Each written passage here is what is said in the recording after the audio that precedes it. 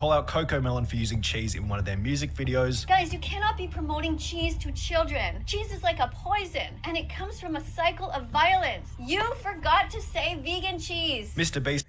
But they call me king for a reason, cause I'm number one. King say, gotta go and get it, nigga. King say, hardest in my city, nigga. King say, new wave, give me my crop, I'm undefeated. Who has the worst reputation in YouTube history? I don't know. Let's find out. These creators have the 10 worst reputations in YouTube history, and coming in at number 10 is YouTube prankster Vitaly ZDTV. Once one of the platform's most respected creators, Vitaly's reputation began to decline after confessing in a rant video that some of his most popular pranks had been faked. Out of 165 videos, I maybe faked 5 videos. However, despite Vitaly stating that he'd only faked 5 videos, a different YouTube prankster FouseyTube would respond to the video by stating that Vitaly had staged more than that, resulting in another response from Vitaly in which he'd once again admit that his videos were in fact fake. Everybody knows that we faked pranks back in the day. Yes, I faked some of my videos. Adding to Vitaly's reputational decline was both the launch of Vitaly Uncensored, as well as the time he'd get in hot water for climbing one of Egypt's Great Pyramids, although the event which would notoriously ruin his reputation beyond repair was the time he was arrested in Miami. On the 12th of April 2020, Vitaly attacked a random woman who was simply jogging past the front of Vitaly's house, and when the police body cam footage of the arrest was released, it was obvious that Vitaly was incredibly intoxicated. After spending the night in jail, Vitaly was sued by the woman for an undisclosed amount, and while Vitaly seems to have made somewhat of a redemption judging from recent podcast appearances, the same can't be said for the YouTube with the 9th worst reputation, N&A Productions. The reputation of N&A Productions began to decline when Penguin Zero would state that N&A was the worst YouTuber on the entire website, with the initial criticism being that N&A simply made awful generic fake 3am challenges that were targeted toward children. His channel's name is N&A Productions, and it's so generic it makes Nickelback look like rock and roll pioneers. He makes the exact same video every single time except the very end where he changes the scare. Penguin Zero would then go on to explain that N&A Productions takes advantage of his young naive audience by hosting a fake giveaway in the beginning of every video. You're not allowed to host fake giveaways. It's an actual felony to do that. So what he's doing is breaking the law. You're not allowed to host fake giveaways. It's an actual felony to do that. So what he's doing is breaking the law because there's no winners for these giveaways. So he's breaking a law, and he is also breaking a YouTube rule, but for some reason he's done this in every single video and he has still not had his channel taken down yet, which is bundled with the promotion of his social media and repeated identically in every single episode. The first 3 minutes of every single one of his videos is basically just an advertisement for all of his social media and scams. Following Penguin Zero talking about N&A Productions, Diesel Patches, Pancho, and DJ Cook would each upload their own viral videos, also talking about how terrible he was. Calling Cars 3. Cars 3 is a movie. How can you call a movie? With one of the other criticisms being that he made a 3am video on Etika right after he passed away. He actually went ahead and did an Etika 3am challenge. Rest in peace,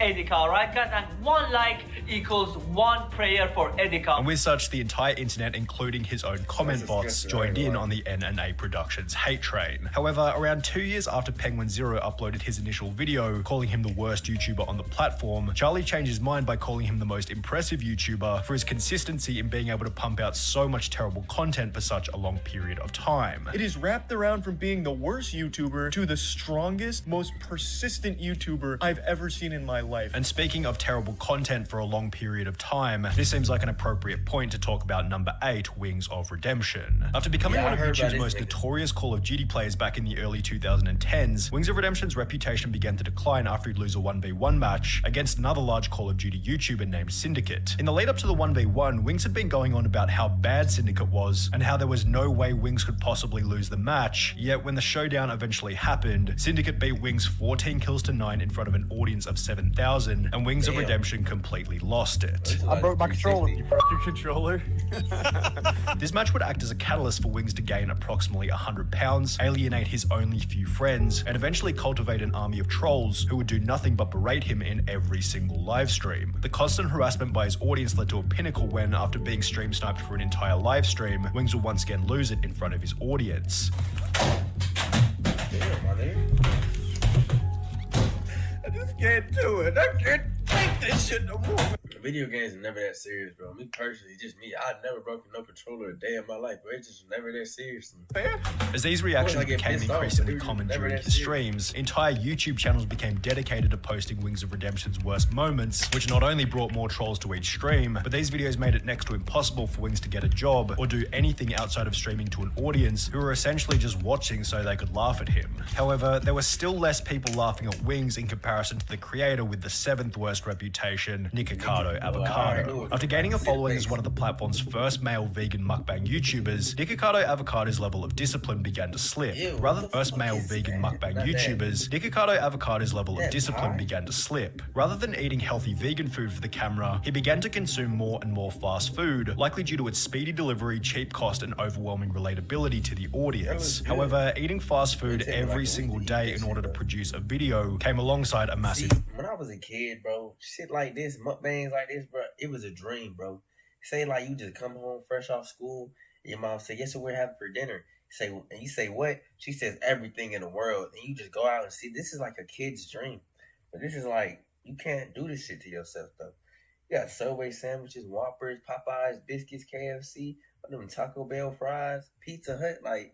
You living the dream. Increase in body weight. As time progressed, Nikocado only got larger and larger to the point where people weren't even watching for the mukbang, but rather to see Nikocado Avocado eat himself to death. Accompanying his weight gain was the decline of his relationship and sex life. However, the thing that put the biggest dent in his reputation was that he used all of these negative elements as a way to gain views. Celebrating our 700-pound milestone, McDonald's mukbang, my new diet as a to gain views. Dog, what is that thumbnail? No. Celebrating our 700-pound milestone, McDonald's mukbang, my new diet as a disabled person, how much weight I've gained, fast food mukbang, with each of these videos having negative comment after negative comment about Nikocado monetizing the collapse of his life. However, while Nikocado's food-related content has generated a pretty equal mix of both fans and haters, the same can't be said for the person with the 6th worst reputation, that vegan teacher. In the beginning, the vegan teacher's content was mild, fun, and entertaining. However, after she'd blow up from a back and forth between her and Gordon Ramsay, her strategy switched to calling out any and every influencer with the goal of receiving a response. If you're not vegan, I'm coming after you. She'd call out Coco Melon for using cheese in one of their music videos. Guys, you cannot be promoting cheese to children. Cheese is like a poison, and it comes from a cycle of violence. Hold on. Y'all gotta see this. Let me move myself over because what? These vegans must be stopped. I'm coming after you. She'd call out Coco Melon for using cheese in one of their music videos. Guys, you cannot be promoting cheese to children. Cheese is like a poison, and it comes from a cycle of violence. You forgot to say vegan cheese. Mr. Beast. But it's people like her why vegans are so like, what? This is why vegans are hated, bro, by many people because of people like her. For not using vegan lollies in his chocolate factory video. I wonder if all of those candies are vegan. I hope so, because gelatin comes from violence. And Darman for not using vegan hot dogs in his YouTube sketch. No, he didn't say vegan hot dog. That's not good. As a result of these outrageous claims against some of YouTube's most beloved creators, the vegan teacher became one of the main punching bags for the commentary community, and subsequently it became a trend for the wider YouTube audience to hate on her. The fact that people are actually supporting this lady and subscribe to this lady is tragic. This is another level of insanity. It's so hard to think that this whole channel isn't satire. The fact that she is still on social media till this day for absolutely no reason, just to harass people for not being vegan, makes me mad. The vegan teacher's poor reputation is best summarized by the brutal dislike ratios on almost every single video posted to her channel, yet in comparison to the creator with the 5th worst reputation, the vegan teacher still looks like a saint. In fact, the next person has a reputation so terrible that it's not even possible to find a single positive comment on any of their videos, no matter how deeply you look. The most toxic YouTuber I've ever stumbled across. I cannot believe that this is a real thing. And it's a YouTuber going by the name of Lisa Gaming Roblox. She first blew up by posting a video of her deleting other Roblox players' houses, but with 4 million views on an incredibly toxic first video came an indescribable level of backlash. This is literally unforgivable considering how much time the people spent making the house, and then there is a person who just destroys it all. However, the impressive performance of the video revealed one thing to Lisa: toxicity equals attention. The very next video posted to the channel was therefore another toxic video in which Lisa would make up fake allegations about another large Roblox YouTuber, and subsequently the entire channel devolved into a cesspool of unsavory content. Every single comment on every single video follows a similar structure along the lines of, this is how many people want Lisa to be banned from Bloxburg, people who dislike her vids, everyone who's happy to see Lisa getting hated on. However, instead of trying to repair her reputation, Lisa simply plays into it by creating countless videos reading these hate comments, which only leads to more hate. However, she's still not nearly as hated as the creator with the 4th worst reputation, Darkside Phil, who's so hated that his vlog channel is literally titled The King of Hate. Darkside Phil began as a professional player on the game Street Fighter back in the mid-2000s, where he became hated by the community for his disrespectful attitude toward other players. You got some idiot named DSP who's a total piece of shit, by the way. See, you know, it's people like this, bro. I mean, I say it to my face, bro. You know what I'm saying? But think about people like this, though. Bro, you say it to their face, they gon', and then you want to get in an altercation. Hey, bro, meet me in the back. They gonna call the cops on you. I can see it in his face. This was followed by Phil joining YouTube in 2007, on which he'd become one of the first people to upload Let's Play style videos. However, uploading full game playthroughs came with its own set of problems. With so many hours of footage posted to Phil's channel, a user by the name of Evil AJ 2010 compiled all of Phil's worst moments on the game Metal Gear Solid before uploading them as a video titled "This Is How You Don't Play MGS2." Phil wasn't too happy with this, so he respond to the video, but this only prompted more compilations by other creators, each of which prefixed with the title "This Is How You Don't Play." These videos not only led to the initial decline in Phil's reputation, but then also led to a collapse in his viewership at a time when Phil was becoming desperate for money so he could pay his bills. In 2020, it will be discovered that Phil was over $500,000 in debt, causing him to file for bankruptcy, yet when the bankruptcy documents were leaked, it became apparent that Phil had not been spending the donation money on bills, and instead had maxed out 13 credit cards and spent over $40,000 on a mobile game called...